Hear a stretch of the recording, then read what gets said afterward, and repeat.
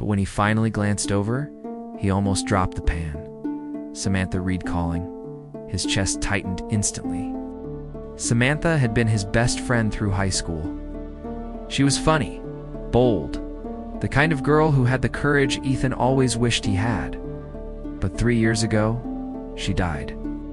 A highway accident on Interstate 10, a funeral with hundreds of people, a memorial page that still collected tears. He had never truly healed from it, so why was her name glowing on his phone screen right now? The ringing stopped, then started again. Same name, same number. Same old photo from graduation day. His heart thudding against his ribs, he swiped to answer. Ethan, don't freak out. It's Sam. His mouth went completely dry. Sam? No, this isn't real. It is, she breathed, her voice raspy. I'm alive. The room suddenly felt too small, too quiet. The sizzle of the mac and cheese was the only other sound. Listen, she continued, her voice urgent. I didn't die. I was taken, kidnapped the night of the accident. My family was told to say I died so they wouldn't keep looking for me. Ethan felt the hairs on the back of his neck rise. Why are you calling me now? After all this time, I escaped today. They're already looking for me again. I need your help. He didn't bother asking if this was dangerous. Sam had been the bravest person he ever knew. If she needed him, he was going.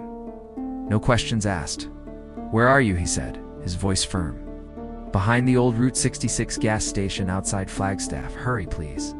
Ethan grabbed his hoodie, his keys, and ran to his truck. The Arizona night was cold, the stars sharp and clear in the sky as he sped down the empty highway. Memories flooded his mind. Sam stealing fries off his plate at the diner. Sam crying on his shoulder when she couldn't get into her dream college. Sam making the most ridiculous jokes at 2 in the morning. He wasn't losing her again. Couldn't. He reached the old gas station. It was shut down. Abandoned. Half the sign hanging like a broken jaw. Sam, he called out into the darkness. A weak voice answered from behind a rusted old car. She stepped out, and his heart stopped. She was thinner, bruised, clearly exhausted, but she was alive. Before he could even think to hug her, she grabbed his wrist. They're coming. Oh, we need to move. Now who? He whispered, his eyes scanning the darkness around them. Sam pulled out a tiny flash drive from her pocket. I recorded everything. They were running an illegal transport ring. Dangerous people, people with money, with power, with connections. Just then, a pair of headlights appeared in the distance, cutting through the night. A black SUV. That's them, she said, panic flickering in her eyes for the first time.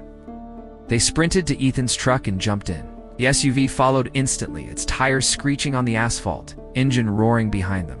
Why me? Ethan yelled over the wind rushing through the open window. You're the only person I ever trusted who never showed up in their files, she said, clutching the flash drive. You're clean. Invisible to them. For once being boring is helping me, Ethan muttered, glancing at the rearview mirror. The SUV was gaining on them, swerving closer. Ethan yanked the wheel, taking a hard right onto a dirt road. Dust exploded behind him, creating a thick cloud. The SUV followed, bouncing violently on the uneven terrain. They're not stopping! Sam cried out. Ethan gripped the wheel, his knuckles white. They don't have to stop, they just have to miss. With a sudden, decisive move, he slammed on the brakes and twisted the truck sideways across the narrow road. The SUV, going too fast to react, shot past them, lost control, and slammed hard into a ditch. Sam stared, wide-eyed and breathless. You're insane, and you're welcome, he said, flooring it again, leaving the wreck behind. 10 minutes later, they screeched to a halt in front of the Flagstaff Police Department. Ethan burst in, yelling for help while Sam, trembling but resolute, handed over the flash drive. Detectives swarmed around her, listening to her story. By morning, the news broke across America. A major trafficking ring involving businessmen, politicians, and transport officials had been exposed, all thanks to one brave survivor. Ethan stood back and watched as Sam was reunited with her mother outside the station. There were tears, hugs, and utter disbelief, everything at once. Later, Sam stood beside Ethan, wrapped in a police blanket, sipping a hot coffee. Thank you, she whispered. For showing up always, he said, a small smile on his face.